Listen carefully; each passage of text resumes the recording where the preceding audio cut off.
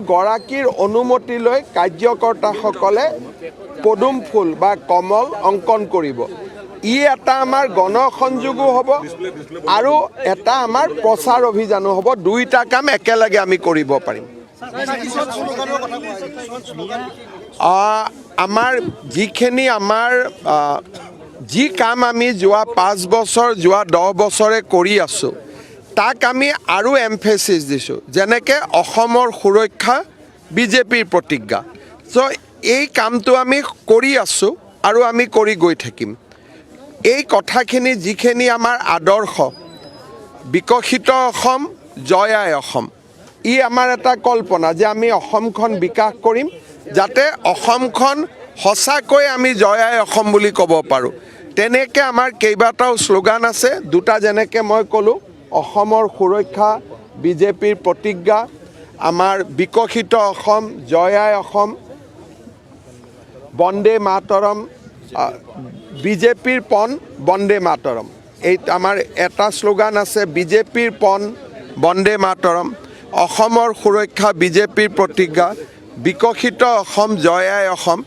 এনেকৈ আমি কেইবাটাও আমাৰ শ্লোগান আছে, সেই শ্লোগানখিনি আমি অংকন কৰিম। আৰু এটা কথা খুজিছোঁ যে টিকট প্ৰত্যাশী যথেষ্ট বৃদ্ধি পাইছে বিজেপিত, গতিকে মোৰ লগা নাই টিকেট প্ৰত্যাশী বহুত বৃদ্ধি পাইছে বুলি। কিছুমান সমষ্টিত এটাতকৈ দুটাও নাই, কাৰণ আমাৰ 10 বছৰত আমি এটা সুস্থিৰতাৰ ফালে গতি কৰিছোঁ। গতিকে বিজেপি এনেকুৱা এটা বৰ্তমান আমি এটা সুস্থিৰ পৰ্যায়ত আহিছোঁ যে অসমৰ আধাতকৈ বেছি সমষ্টিত প্ৰাৰ্থী এজনেই আছে। গতিকে মই নাভাবোঁ যে সংবাদ মাধ্যমে ভাল পায় যে প্ৰাৰ্থীৰ বহুত ভিৰ সংঘাত হৈছে, এনেকুৱা বাতৰিবোৰ ভাল পায়, কিন্তু মই নাভাবোঁ যে এইবাৰ আমি এনেকুৱা বাতৰি আপোনালোকক দিব পাৰিম। 10-12টা সমষ্টিত হয়তো ততোধিক প্ৰাৰ্থী থাকিব, কিন্তু 10 বছৰ চৰকাৰ চলাৰ পিছত 10 বছৰ এটা শাসকীয় দল হোৱাৰ পিছত পাৰ্টিটো এটা মেচিয়ৰিটি পায়। এতিয়া আমাৰ দলে সেই মেচিয়ৰিটিটো পাইছে। মই নাম ক'ব বিচৰা নাই, কিন্তু 50টা সমষ্টিটো আজিও যদি আমাক ওপৰৰ পৰা কয় আজি গধূলি এনাউন্স কৰি দিয়া, আমি এনাউন্স কৰি দিব পাৰোঁ, কাৰণ তাত এজন বা দুজন প্ৰাৰ্থী আছে আৰু দুইজনৰ মাজত বুজাবুজিও আছে যে যিজনেই পালে হ'ব। জিলা সভাপতিসমূহৰ এটা নীতি আপোনালোকে কৰিছিল। আমাৰ বিজেপিত আমি কোনো প্ৰাৰ্থীৰ আবেদন নলওঁ। বিজেপিত নিজে কোনেও প্ৰাৰ্থী হ'ব নোৱাৰে। পুলিং বুথৰ পৰা নাম আহিব মণ্ডললৈকে, মণ্ডলৰ পৰা নাম আহিব জিলালৈকে, জিলাই ৰাজ্যিকলৈকে পঠাব, ৰাজ্যই দিল্লীলৈকে পঠাব। নাম প্ৰপ'জ কৰিব কৰ্মীয়ে বা কাৰ্যকৰ্তাই। আমাৰ দলত কোনেও নিজে ইলেকশ্যন উঠো বুলি ক'ব নোৱাৰিব, অন্ততঃ অফিচিয়েলি। আনঅফিচিয়েলি বেলেগ কথা। ইয়াত ফৰ্ম নাই, ৰাইজে নামটো প্ৰস্তাৱ কৰিব। আমাৰ কাৰ্যকৰ্তাসকলে প্ৰস্তাৱ কৰি পঠিয়াব। আমি 25,000 বা 50,000 আমি কোনো আমাৰ ফিজ নাই, আৰু এইটো বেলেগ বেলেগ দলৰ সিদ্ধান্ত, আমি তাত কোনো কমেণ্ট নিদিওঁ। কিন্তু বিজেপিৰ নীতিটো হ'ল যে তলৰ পৰা নামটো ওপৰলৈকে আহি থাকিব। এটা সময়ত আমাৰ প্ৰভাৰী যাব, বিভিন্ন ৰাজ্যত হয়, অসমত কি হয় মই নাজানো, আমাৰ বক্স এটা থাকে, সেই বক্সত আমাৰ বুথ সভাপতিসকলে আহি নিজৰ নামটো লিখি তাতে বক্সত দি দিয়ে। তেনেকুৱা ধৰণেও হয়, সেইটোক ৰাইচুমাৰি বুলি কয়, বা আমি হিন্দীত ৰাইচুমাৰি কয়, অসমীয়াত আমি মত সংগ্ৰহ বুলি কওঁ। গতিকে বিজেপিৰ বিভিন্ন মডেল আছে। এইবাৰ কোনটো মডেল ল'ব মই নাজানো, কিন্তু যেনেকৈ ত্ৰিপুৰা, ঝাৰখণ্ড আদি ৰাজ্যত মই নিজে আছিলোঁ, তাতে বক্স এটা কৰা হয়।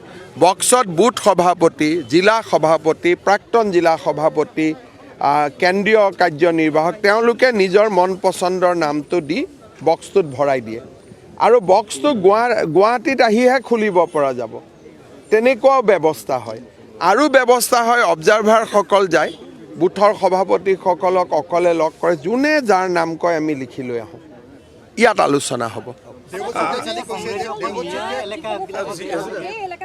চাওক, কংগ্ৰেছে প্ৰথম তেওঁলোকে এটা টকা সংগ্ৰহ কৰি আছে, 3 কোটিৰ পৰা 5 কোটি টকালৈ, আৰু যাৰ অভিযোগ আপোনালোকে কেইটামান দিনৰ পিছত খোলাখুলিকৈ পাব।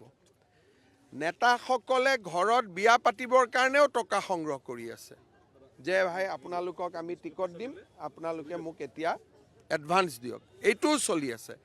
কিন্তু কোনকেইটা সমষ্টিত চলি আছে 22ৰ পৰা 23টা আমাৰ মিয়া সমাজৰ দুৰ্ভাগ্য যে তেওঁলোকে কংগ্ৰেছক ভোটো দিব লাগে টকাও দিব লাগে আপোনালোকে বুজি পাব তেওঁলোকৰ দুৰ্ভাগ্য ভোটো দিব আৰু টকাও দিব আৰু এভিকশ্যনৰ সময়ত কংগ্ৰেছ দলে সহায়ো নকৰে আজিও তেজপুৰত এভিকশ্যন আছে কংগ্ৰেছ দলেতো সহায় নকৰে আজি তেজপুৰত আমি 5,000 বিঘা মাটি এভিকশ্যন কৰিম তো কংগ্ৰেছৰ মিয়া সমাজৰ মই দুৰ্ভাগ্য বুলিয়ে ক'ম যে তেওঁলোকে কংগ্ৰেছক টকাও দিব লাগিব ভোটো দিব লাগিব আৰু কংগ্ৰেছ তেওঁলোকৰ বিপদৰ সময়তো তেওঁলোকৰ লগত নাথাকে দেৱব্ৰত শইকীয়াই কৈছে যে 50,000 টকা লৈছে কাৰণ মুখ্যমন্ত্ৰী এজেণ্ট আছে কংগ্ৰেছত গতিকে নহ'লে 3 কোটিমান আহি যাব নহ'লে ফৰ্ম বুলি কৈছে কালি নহয় মোৰ এজেণ্টবিলাকে টকা দিব নোৱাৰিব নেকি এইটো আকৌ ভুল কথাহে ক'লে যি মোৰ এজেণ্ট নহয় তেওঁলোকে দিব নোৱাৰিব মোৰ এজেণ্টবিলাকেতো 50,000 টকাটো দিব পাৰিব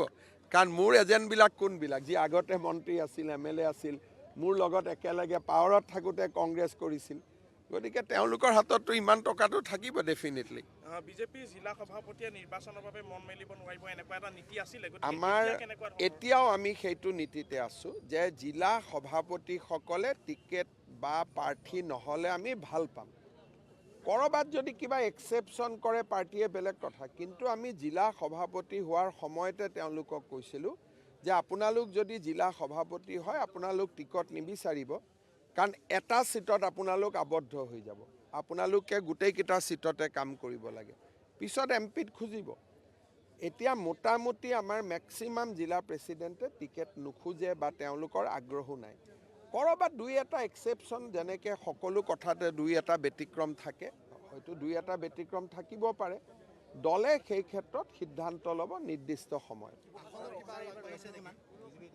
বিজেপিৰ লক্ষ্য একো নাই ৰাইজৰ আশীৰ্বাদে বিজেপিৰ লক্ষ্য যে ৰাইজে আশীৰ্বাদ কৰিব যিমান তাত আশীৰ্বাদ দিব আমি সিমানতে সন্তুষ্ট চৰকাৰখন হ'লে হ'ল